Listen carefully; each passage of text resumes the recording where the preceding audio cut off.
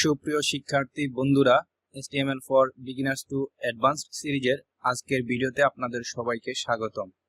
আজ আমরা HTML table সম্পর্কে শিখব। আমরা দেখব কিভাবে HTML এর টেবিল তৈরি করতে হয়, টেবিল কিভাবে স্টাইল করতে হয় এবং এর অ্যাক্সেসিবিলিটি নিয়ে আলোচনা করব। চ্যানেলটি এখনো সাবস্ক্রাইব না করে থাকলে এখনই সাবস্ক্রাইব করে ফেলুন, যাতে পরবর্তী ভিডিও মিস না করেন। চলুন শুরু করা যাক। HTML কোডিং এর মাধ্যমে আমরা সর্বপ্রথম একটি সিম্পল টেবিল তৈরি করব। সেই টেবিলটি কেমন হবে খেয়াল করুন। যে টেবিলটি আপনারা দেখতে পাচ্ছেন, এই টেবিলের রো হলো, অর্থাৎ টেবিলের সারি হলো সর্বমোট 5টি।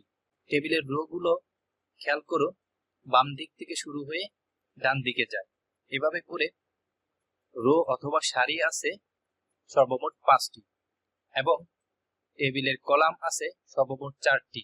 কলামগুলো হলো সিরিয়াল নাম্বার এবং নেম এবং পজিশন আর সর্বশেষ স্যালারি। তাহলে সর্বমোট কলাম হলো 4টি এবং টেবিলের সর্বমোট রো হলো 5টি। তাহলে আমাদেরকে কোডিং করার সময়তে মনে রাখতে হবে টেবিলের সারি হলো 5টি এবং কলাম হলো 4টি। তাহলে চলুন আমরা কোডিং এর মাধ্যমে টেবিলটি আমরা তৈরি করি।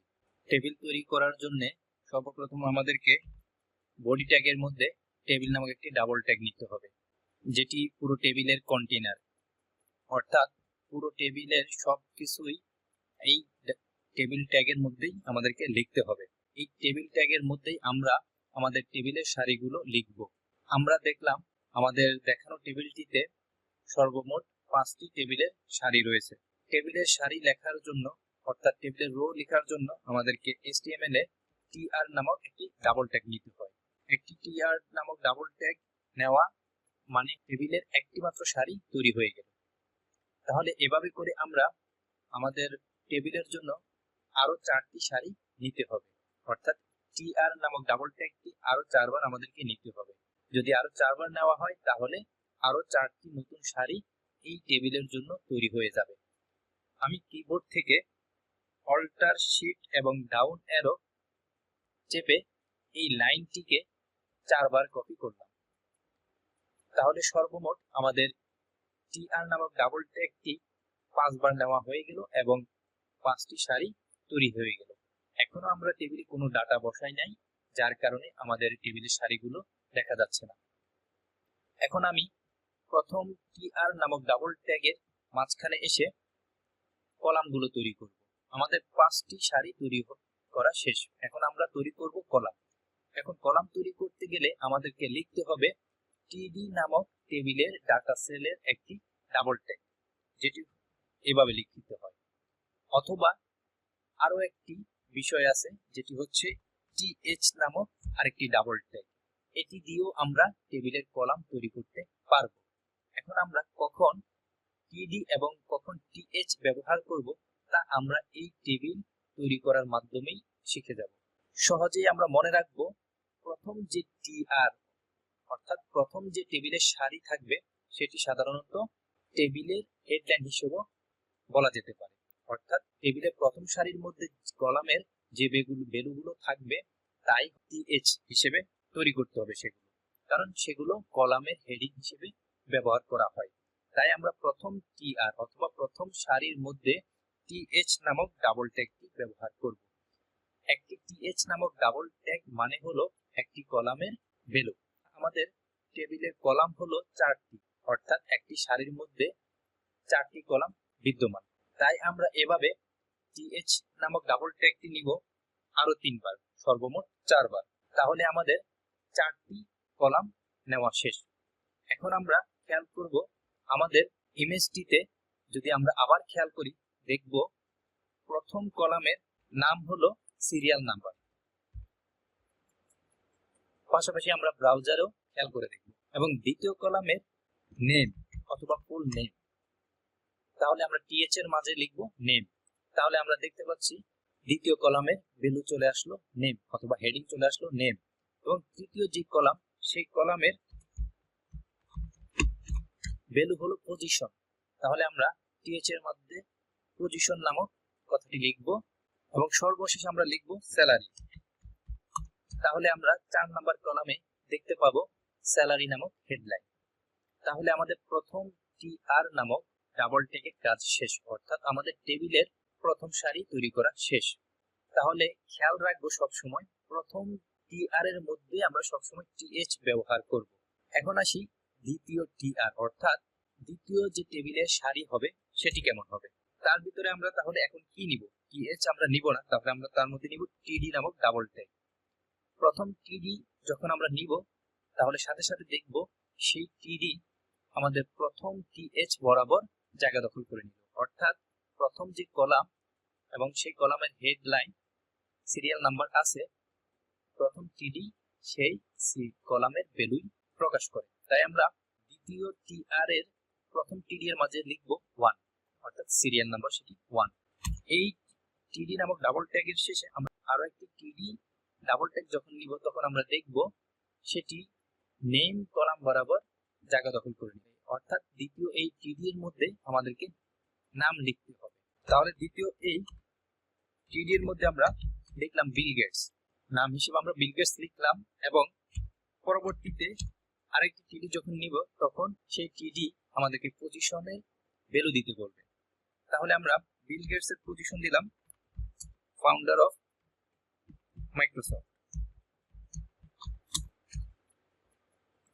তাহলে আমাদের পজিশন কলামেরও ভ্যালু দেওয়া শেষ। এখন আমরা 4 নাম্বার টিডি যখন নিব তখন তাতে দেখব স্যালারি আমাদেরকে দিতে হবে।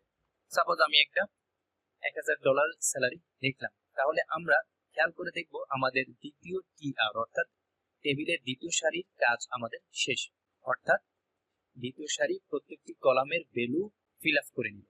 একইভাবে আমরা তৃতীয় টিআর অর্থাৎ 3 নাম্বার সারি যখন তৈরি করতে যাব তার মধ্যে আমরা প্রথম টিডি এর ভ্যালু দিব 2, অর্থাৎ সিরিয়াল 2, এবং সেকেন্ড টিডি যখন লিখব তাতে আমরা লিখব আরেকটি নাম, এবং তৃতীয় টিডি যখন লিখব তাতে আমরা তার পজিশন লিখব, এবং সর্বশেষ যে টিডি নিব তাতে তার স্যালারি আমরা উল্লেখ করব। এতে করে আমাদের দ্বিতীয় সারির প্রত্যেকটি কলামের ভ্যালু দেওয়া শেষ, অর্থাৎ দ্বিতীয় সারিও আমাদের তৈরি হওয়া শেষ। একইভাবে আমরা তৃতীয় এবং চতুর্থ সারিও তৈরি করে ফেলবো। তাহলে আমরা সিম্পল একটি টেবিল HTML দিয়ে কিভাবে তৈরি করে তা জেনে গেলাম। আমরা যখন কোনো বড় টেবিল তৈরি করব তখন সেই টেবিলকে 3টি অংশে ভাগ করে নিব, অর্থাৎ মিনিংফুল করে নিব। প্রথম অংশটি হবে টেবিলের হেডিং, যার কারণে আমরা টেবিলের প্রথম পার্টটি নিব টি হেড নামক একটি ডাবল ট্যাগ, যার মধ্যে আমরা টেবিলের হেডিং পার্টটা শেষ করব। পরবর্তী অংশটি নিব টেবিলের বডি, অর্থাৎ টেবিলের বডিতে আমরা যা কিছু লিখব তা এই টি বডি নামক ডাবল ট্যাগের মধ্যে আমরা লিখব, এবং সব শেষে আমরা টেবিলের ফুটার লিখব, যার কারণে আমরা টি ফুট নামক একটি ডাবল ট্যাগ নিব। এখন আসি আমরা টেবিলের হেডিং পার্টটা কমপ্লিট করব। টেবিলের হেডিং পার্টটা কমপ্লিট করতে আমরা টেবিলের হেডিং এর মধ্যে আমরা টিআর নামক একটি ডাবল ট্যাগ নিব, অর্থাৎ আমাদের টেবিলের রো নিব। আর আমরা প্রথম টেবিল যখন তৈরি করছি তখন আমরা বলছি টেবিলের প্রথম সারির কলামগুলো হচ্ছে টিএইচ নট টিডি, অর্থাৎ আমরা সেগুলোকে বোল্ড আকারে লিখব অথবা হাইলাইট আকারে লিখব, যার কারণে প্রথম টিআর অর্থাৎ প্রথম সারির কলামগুলো হবে টিএইচ। তাই আমরা এখানে টিএইচ নিব। একটি টিএইচ নিয়ে আমি প্রথম ফিল্ডের অথবা প্রথম কলামের লিখব মান্থ, এবং দ্বিতীয় আরেকটি কলাম অর্থাৎ টিএইচ নিব, নিয়ে তার ভ্যালু দিব অথবা তার ফিল্ড লিখব আমরা ইনকাম। তাহলে আমরা প্রথম যে সারি তার দুটি কলাম নিলাম মান্থ এবং ইনকাম, তাহলে এই টেবিলের কলাম হবে দুইটি, মান্থ এবং ইনকাম। এখানে আমি প্রথম টেবিল এবং দ্বিতীয় টেবিলের মাঝে গ্যাপ দেওয়ার জন্য বিআর নামক ট্যাগটি ব্যবহার করব।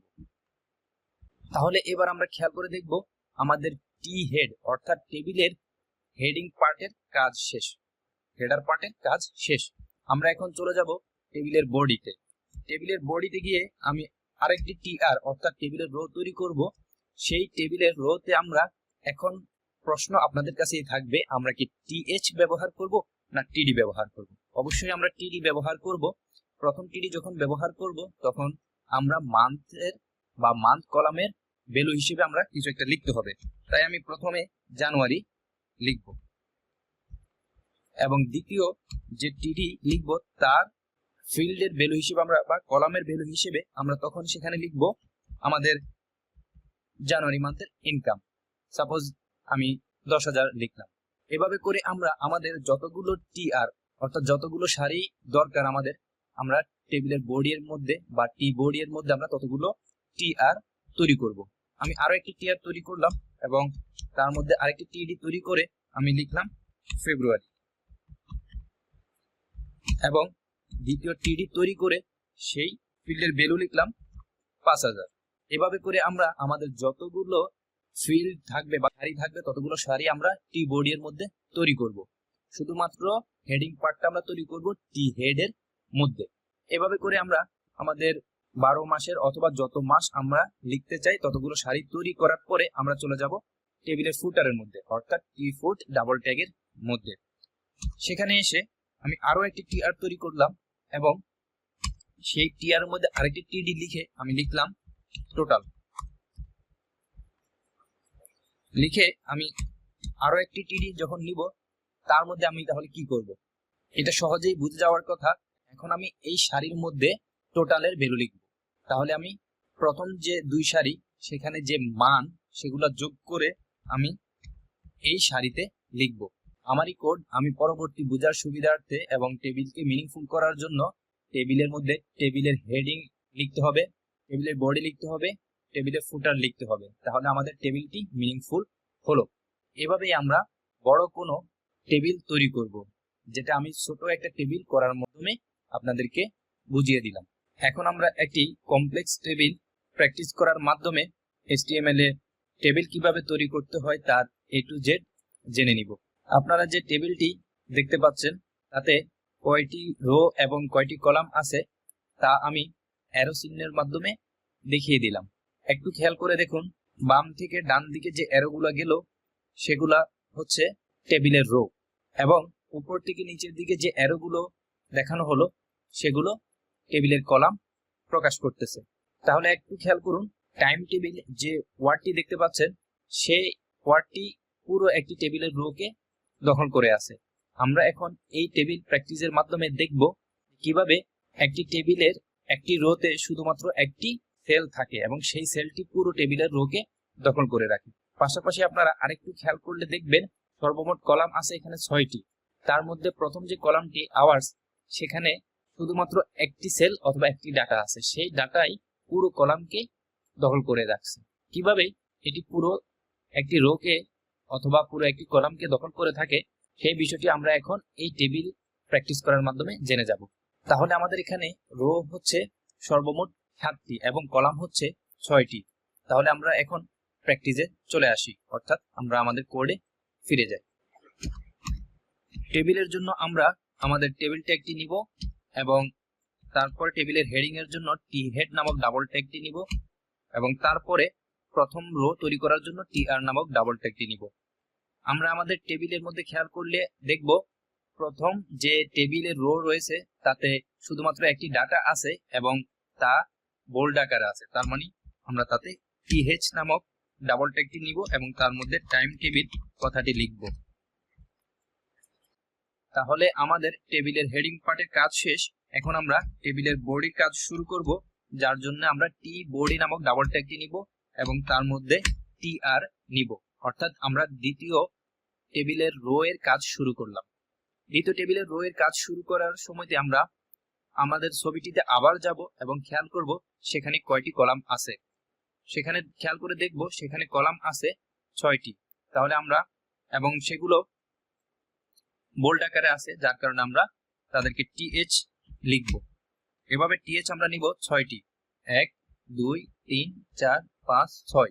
6টি আমি কপি করে নিলাম এবং তাদের মধ্যে ডাটাগুলো লিখব। প্রথমটাতে হচ্ছে আওয়ার্স এবং পরেরটাতে হচ্ছে মনডে আমি সংক্ষেপে লিখব এবং তারপরে হচ্ছে টুইসডে এবং টুইসডের পরে ওয়েডনেসডে থার্সডে এবং সর্বশেষ ফ্রাইডে। ওকে, আমরা দুটি টেবিলের রো অলরেডি তৈরি করে ফেললাম। দুটি টেবিলের রো তৈরি করার পরে আমরা একটু দেখতে পাবো যে এখানে একটা ঝামেলা আছে। সেটা হচ্ছে যে টাইম টেবিল সেটি মাত্র একটি কলামের জায়গা দখল করে আছে। প্রথম রো এর মধ্যে সে শুধুমাত্র একটি জায়গা দখল করে আছে, কিন্তু আমরা চাই অথবা আমরা যে টেবিলটি তৈরি করব তাতে সে জায়গা দখল করে আছে পুরো একটা সারি, পুরো একটা সারিতে সে আছে, কিন্তু এখানেও সে সারিতে আছে কিন্তু একটা কলামের মধ্যে আছে। আমরা চাই সে বাকি কলামগুলোর জায়গাগুলোকেও সে দখল করে নেক। তাহলে বাকি কলামগুলোর জায়গাকে সে দখল করতে হলে তাহলে সে কয়টি কলামের জায়গা দখল করবে? ডান দিকে আমরা খেয়াল করব say Monday, Tuesday, Wednesday, Thursday, Friday অর্থাৎ সর্বমোট 5টি কলামের জায়গা সে দখল করবে। তাহলে আমরা তাকে বলে দিতে হবে যে তুমি কলামের জায়গা দখল করো, অর্থাৎ কল স্পান নামক একটা অ্যাট্রিবিউট আছে, তাতে আমরা বলে দিব তুমি আরো 5টা, তুমি যেখানে আসো সেখানে তো থাকবাই, সাথে আরো 5টা জায়গা দখল করো, সর্বমোট হচ্ছে তুমি 6টা জায়গা দখল করবা। তাহলে তাহলে দেখুন সে পুরো টেবিলের জায়গা দখল করলো, অর্থাৎ পুরো একটা টেবিলের পুরো একটা রো কে সে দখল করলো। যদি আমরা এখানে অনেকে ভুল করতে পারি, যদি আমরা এখানে 5 দেই, suppose say Monday, Tuesday, Wednesday, Thursday, Friday, ঠিক আছে, সে সর্বমোট 5টা জায়গা দখল করবে আমরা যদি মনে করি, তাহলে সেটা আমরা ভুল মনে করব, কারণ সে নিজের জায়গা দখল করবে, তাহলে তার জায়গাটুকুকেও আমাদের কাউন্ট করতে হবে। অর্থাৎ এই টেবিলের মধ্যে কলাম হচ্ছে 6টা, সে একই সারিতে থাকবে এটা সত্য, কিন্তু সে কলামের জায়গা দখল করবে। তাহলে সে কয়টা কলামের জায়গা দখল করবে? 6টা কলামের জায়গা দখল করবে। তার নিজের জায়গা সহ বাকি আরো 5টা জায়গা দখল করবে, অর্থাৎ 6টি জায়গা দখল করবে, যার কারণে আমরা এখানে 6 লিখবো। তাহলে সে পুরো একটি সারিতে থাকবে, অর্থাৎ সেই সারিতে যতগুলো কলাম আছে সবগুলো কলামকে সে দখল করে নিল, অন্য কাউকে সে সেখানে জায়গা দিল না। তাহলে আমাদের টাইম টেবিলকে আমরা ফিক্স করে দিলাম যে তুমি একটি রো এর মধ্যে থাকবা এবং সেখানে আর কেউ নাই। ওকে, সেই রো গেল এবং পরবর্তী দ্বিতীয় রো গেল, এবং আমরা এখন যদি ছবিতে দেখি তাহলে সেখানে আমরা আরো একটি টিআর দেখব, যেখানে আমরা প্রথমে দেখতে পাচ্ছি টিডি লিখবো। প্রথম আমরা টিডি লিখবো কারণ এখানে কোনো বোল্ড অথবা হাইলাইট কিছু নাই। ওকে, এভাবে করে আমরা কয়টি টিডি লিখবো তখন আমরা লিখবো, আমরা ছবিতে যদি খেয়াল করি অথবা আমাদের যে এক্সাম্পল টেবিলটি আমরা যদি খেয়াল করি সেখানে 5টি টিডি লিখতে হবে, কারণ মন্ডের জায়গায় কিছু আছে, টুইসডের জায়গায় আছে, ওয়েডনেসডের জায়গায় আছে, থার্সডে এবং ফ্রাইডে, এই 5টি কলামের ভ্যালু আছে। তাহলে আমরা টিডি নিব 5টি। ওকে, নিয়ে নেই, একটি আছে, 2 3 4 5, 5টি নেওয়ার পরে তাহলে আমি প্রথমটিতে দিব সায়েন্স। ওকে, দ্বিতীয়টিতে হচ্ছে ম্যাথস,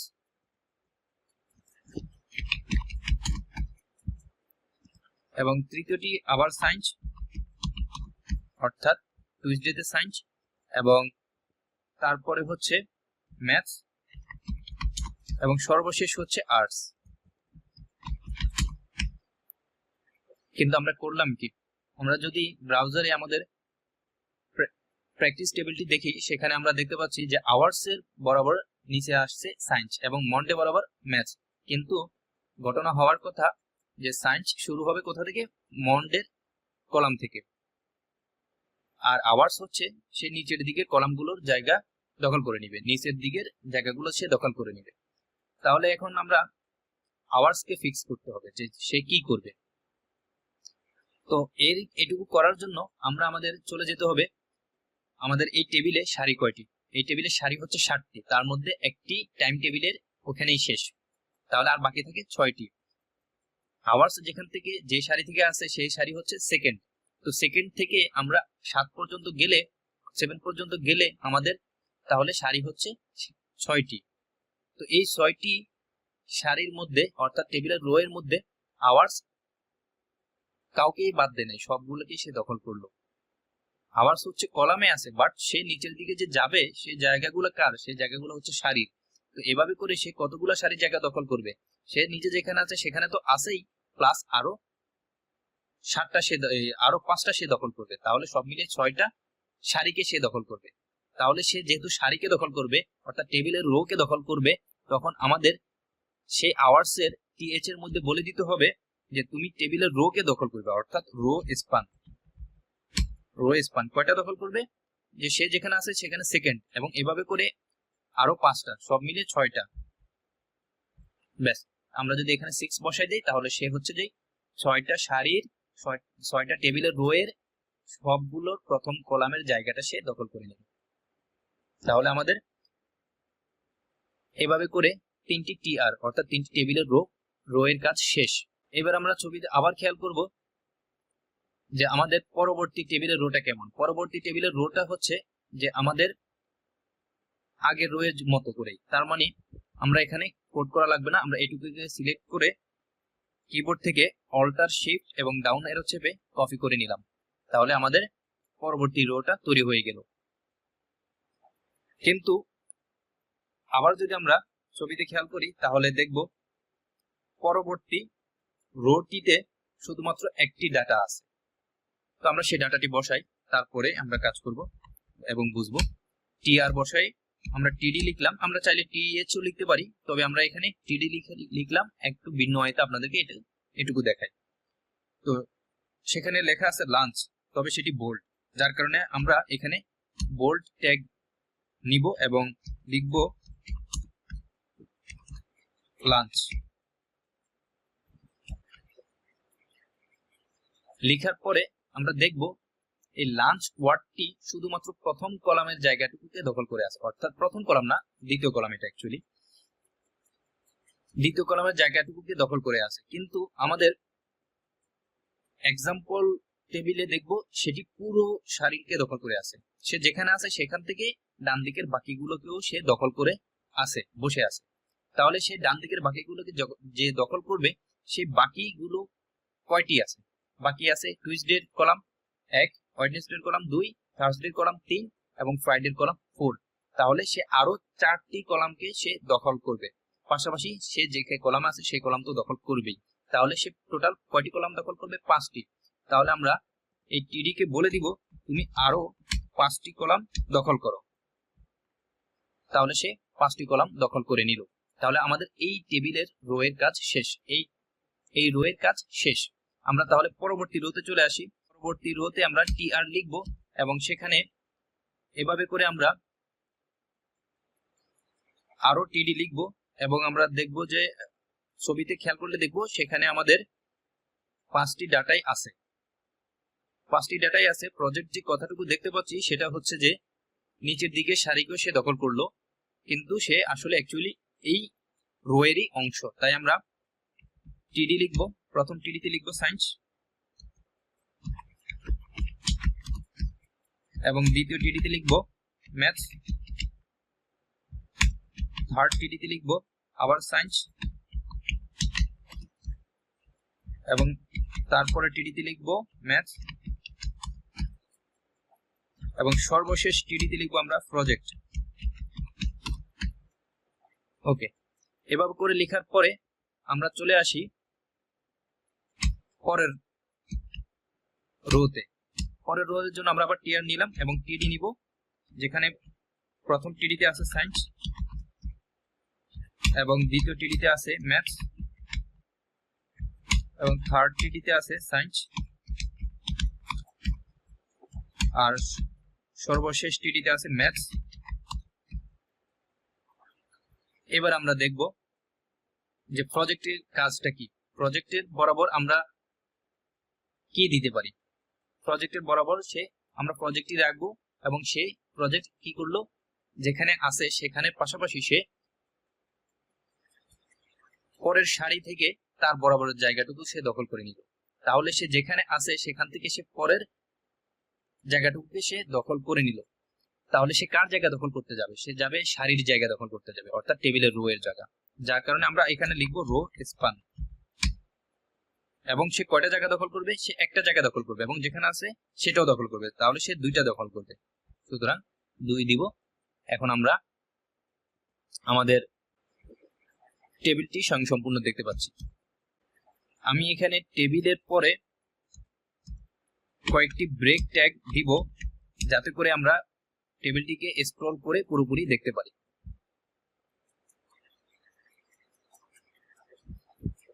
এখন আমরা আমাদের পুরোপুরি একটি টেবিল দেখতে পাচ্ছি, আর কমপ্লেক্স টেবিল কিভাবে তৈরি করতে হবে সেইটুকু আমরা বুঝে ফেললাম। যদি সে পুরো একটা টেবিলের রোকে দখল করতে যায়, তাহলে আমরা পুরো একটা টেবিলের রোতে সে থাকতে চাই, যেমন টাইম টেবিল। সে একটা পুরো একটি রোকে দখল করতে চায়, তাহলে খেয়াল করব বিপরীত কাজ আমরা করব। সে দখল করতে চাই রোকে, তাহলে আমরা দিব কল স্পান। ওকে, এবং কয়টা দখল করতে হয় সেটা কাউন্ট করে বসাই দিব। আর আওয়ার্স এর কথা চিন্তা করি, সে উপর থেকে নিচের দিকে আছে, অর্থাৎ সে কলাম বরাবর আছে, তাহলে আমরা তার অপোজিট কাজটা করব। কলাম বরাবর সে যেহেতু আছে, তাহলে আমরা তাকে রো স্প্যান বলে বসাই দিব। রো স্প্যান, সে কয়টা রো স্প্যান দখল করবে সেটা বলে দিব। আর লাঞ্চের কথা খেয়াল করি, সে লাঞ্চও সে হরিজন্টালি, অর্থাৎ সে একটা সারির জায়গা নিবে। তো সে একটা সারির দখল জুড়ে যখন থাকতে চাবে, তখন সে সারিতে থাকতে গেলে সে কলামের জায়গা দখল করবে, তাহলে কল স্পান, মানে উল্টো কাজ। আর প্রজেক্ট, সে লম্বালম্বি ভাবে থাকতে চাচ্ছে, অর্থাৎ সে যেখানে আছে সেখান থেকে সে জায়গা দখল করবে নিচের দিকে বা উপরের দিকে, তখন সেক্ষেত্রে সেম আওয়ার্স এর মতো সেম কাজ, সে কলামের জায়গা দখল করতে যাচ্ছে, যার কারণে সে রো স্পান লিখতে হবে। টেবিলকে অ্যাক্সেসিবল করতে অথবা টেবিলের নামকরণ করতে সাধারণত ক্যাপশন ট্যাগ ব্যবহার করা হয়। ক্যাপশন ট্যাগটি ব্যবহার করে টেবিলের একটি নাম দেওয়া যায়। টেবিল ট্যাগের পরে এবং টেবিলের টি হেড ট্যাগের আগে আমরা ক্যাপশন ট্যাগটি ব্যবহার করে টেবিলের একটি নাম আমরা লিখতে পারি।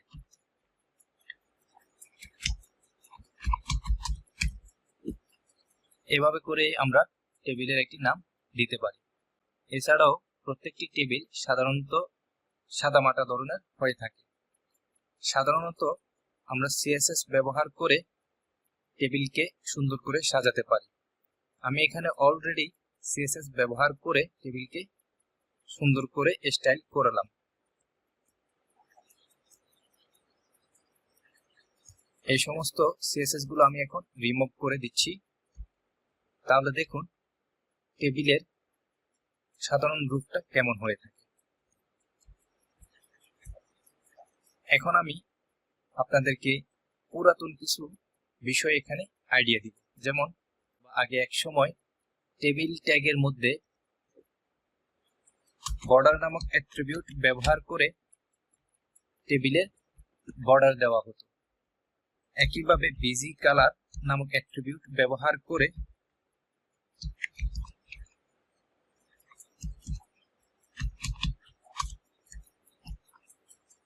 টেবিলের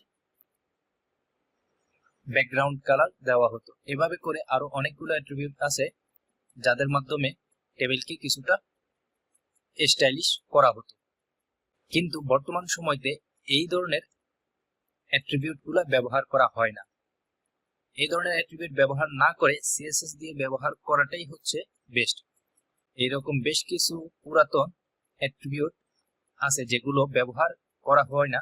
সেই ধরনের অ্যাট্রিবিউট গুলোর লিস্ট আমি এই ফাইলটার মধ্যে নিচে রাখলাম।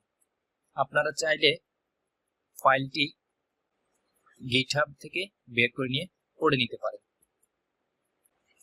তাই আমি এই ধরনের অ্যাট্রিবিউট গুলোকে বাদ দিয়ে সিএসএস এর মাধ্যমে টেবিলকে স্টাইল করব। সিএসএস ব্যবহার করার জন্য আমরা HTML ফাইলটিতে হেডিং পার্টের মধ্যে এসে স্টাইল নামক একটি ট্যাগ ব্যবহার করে তার মধ্যে আমরা সিএসএস লিখব। প্রথমে আমি টেবিলকে ধরবো, টেবিলকে ধরে বলবো টেবিলের বর্ডার কলাপস নামক একটি সিএসএস প্রপার্টি থাকবে, তার ভ্যালু থাকবে কলাপস, অর্থাৎ প্রত্যেকটি রো এবং প্রত্যেকটি সেল TR TD TH তাদের বর্ডার গুলো যেন একটির সাথে আরেকটি ওভারল্যাপিং না হয়। এবং টেবিলের উইডথ দিব 100%। এরপরে আমি TD এবং TH কে ধরে বলবো তাদের বর্ডার হবে